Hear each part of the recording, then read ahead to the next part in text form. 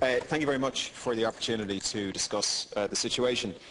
We're all aware of the very serious problems that we're facing, arguably a crisis both at the post-primary level and at the third level at the moment. And what I'd like to do today is just put some of this on the record of the House, offer some suggestions to the government, and I'd be very keen to get the government's plans or views or ideas on what it's thinking about doing to radically increase the performance and the educational outcomes at both the post-primary, secondary level and at the tertiary level. In terms of the situation we're at, we are all aware of the PISA report, which came out at the end of last year, which showed that we've had the biggest fall in educational standards in the OECD in a decade, obviously of great concern to everybody. And then last week we had the Times Higher Education World University Rankings. Now, the rankings, none of the rankings are perfect, but the Times one is seen by people as one of the best, if not the best. And what we had is this: we had Trinity falling from 76 to 117, we had UCD falling from 94 to 159, we had University College Cork and NUI Galway falling out of the top 300, and we had Dublin City University and the Dublin Institute of Technology falling out of the top 400. We've also had various reports and statements from senior business people in Ireland, including those in large multinationals, saying that the Irish graduates, by international comparisons, are not doing very well. So obviously very, very concerning for everybody. Now, why is this happening? Part of it, we know, is the numbers. Part of it is increased student numbers at third level, which is to be welcomed, and decreased funding. In terms of the numbers, the third level budgets, the university budgets, are down by up to 9% over the last 3 years. They've had staff reductions of 6%. First-year enrolments for students are up 15% since 2008. And there's a projected 30% increase in student numbers over the next decade. So huge, huge issue. We also have the Hunt report, which suggested that an extra 500 million euros was going to be needed to plug the gap for the new students by 2020. Obviously a Herculean task in the current context. There's also been a report that the Higher Education Authority is next month going to say that our higher education system will be unable to compete internationally or deal with this projected 30% increase in student numbers without what they say is a quantum leap in funding. So obviously very, very worrying for everybody. Some of the things that I think we can do in order to get a major change, and I think if I could just say to the Minister, we need a serious change. Obviously this is not a marginal change we're looking for. We need a leap. And I would love to see the government set a very ambitious target of something like we want 2 universities in the top 40 within 5 years. I don't know what the right target is, but something extremely ambitious. I think we need to emphasise teaching. Conversations I've had with academics in some of our universities have said that in terms of career advancement, teaching simply is not taken seriously, which is obviously a huge problem. And the level of training for academic staff to become fantastic teachers, I believe, is not there. I believe we need to hold academic staff more accountable. I think the students need to be able to hold them accountable. I think the management within the universities does, and ultimately the government does through the HEA. I think the government could play a great role in helping the universities to fundraise. For example, some of the universities in the States that do very, very well have extremely sophisticated fundraising mechanisms in place for their alumni. And I don't see that as an alum of an Irish university. I don't see that happening. If the fees do have to go up, I would love to see the government provide grants, something similar to the UK model, whereby it's a zero interest or very low interest grant that the student or the graduate only pays back when their graduate salary hits a certain amount. And I think finally I would just like to suggest that the professional management within the universities must be given the freedom and the management control really to motivate their own staff, to find the best staff, to pay what is required to get the best staff, and then to hold those staff accountable so that we can see a change. So I would love to hear what the government's thoughts on this are. Thank you. And now call in Minister State Kieran Kennedy. That is 4 minutes and 2 minutes for a concluding statement. The issue of rankings, as Deputy Donnelly points out, has been a hot topic in recent weeks, as both the Times and the QS rankings have been published. And firstly, I want to say that ranking systems in general need to be interpreted with a certain degree of caution, as criteria differences or even slight changes in the weighting system given to a particular criterion between one set of rankings and another can have very material differences on outcomes on different league tables. For example, Cambridge came out top of the QS rankings, while Caltech tops the latest Times higher education rankings. And this is evident when we look at the relative positions of Irish universities in these two rankings. TCD, for example, sits at number 65 in the QS rankings, but at 117 in the Times rankings. And these anomalies, they generate significant debate around the relative importance attached to rankings criteria and on their capacity to fully capture the quality of what is in offer in a higher education institution. Notwithstanding these reservations, it is recognised that league tables are referenced by international investors, by employers and by students themselves as a marker of quality across systems, and as such they can't be ignored. We can continue to draw some encouragement from the fact that 2 institutions in Ireland are still in the top 200 Times HE ranked institutions, and 4 Irish institutions were in the recently published top 300 QS ranked universities out of some 15,000 universities worldwide. And there is naturally a focus on the fall in Trinity's and UCD's ranking positions on the latest Times HE table, notwithstanding their continuing strong showings, which still places them in the top 1% of institutions worldwide. It has to be recognised that efficiency improvements across Irish higher education institutions have been a necessary part of their response to the changed economic climate. In this regard, staffing reductions have been achieved simultaneously to increases in student numbers.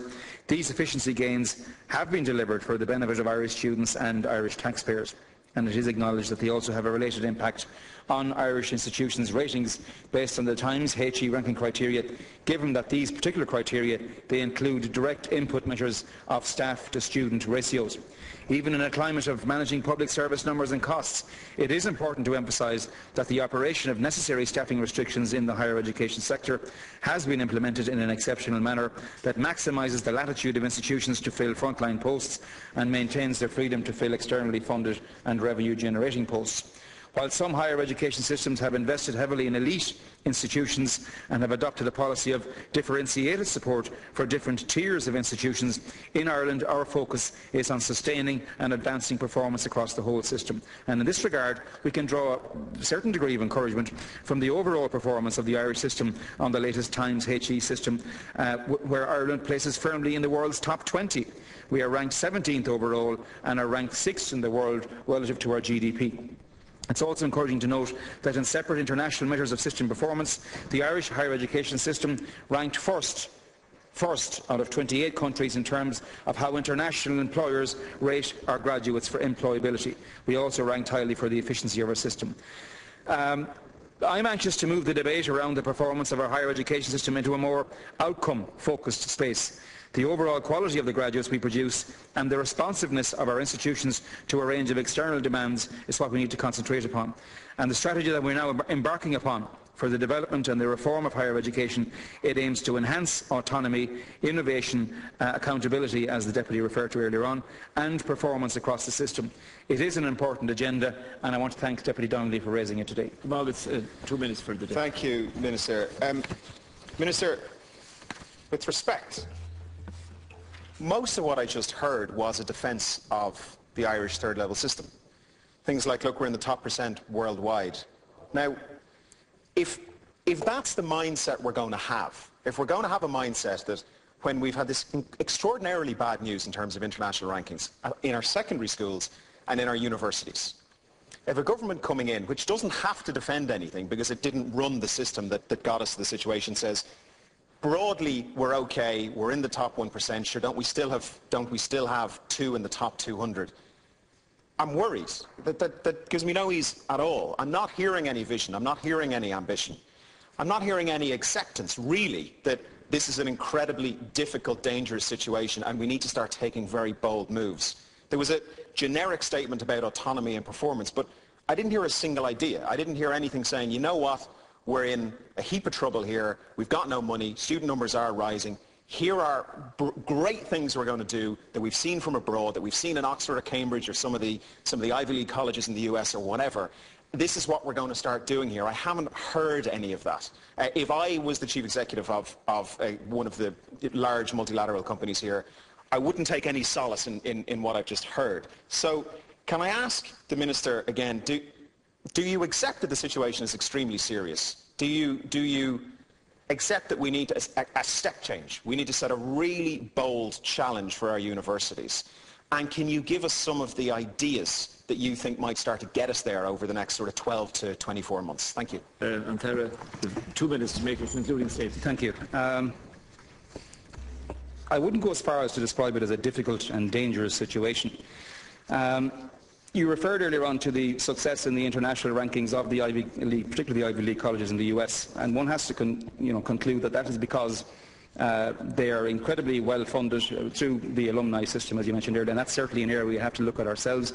In fact, I was speaking to 2 or 3 staff from one of our universities over the weekend, and they suggested that that is something we seriously need to focus upon, and we've never genuinely tapped into that source of funding in the past. So I would certainly take on board Deputy Donnelly's suggestion in that area. Those Ivy League colleges, I would argue, are incredibly elitist.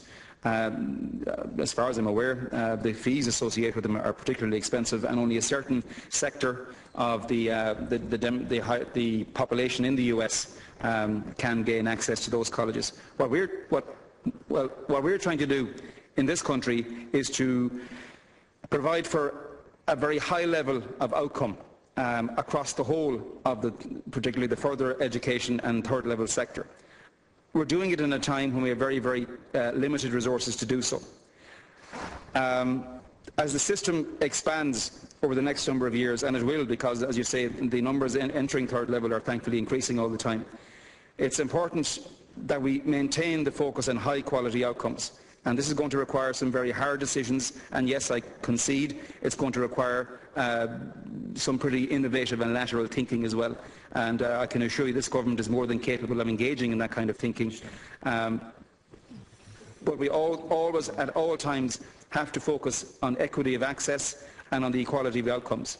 I've just been abroad in Singapore and Malaysia, attempting to sell, and not a very difficult sell, I have to say, Irish higher education abroad, particularly in Southeast Asia. We still have a very, very valuable brand when it comes to international education. I do concede that these league tables are used, certainly by some governments, when assessing to which countries they should be sending their students. But at the same time, I do recall meeting a businessman in Singapore during that visit, and he said to me that, as far as employability is concerned, as far as the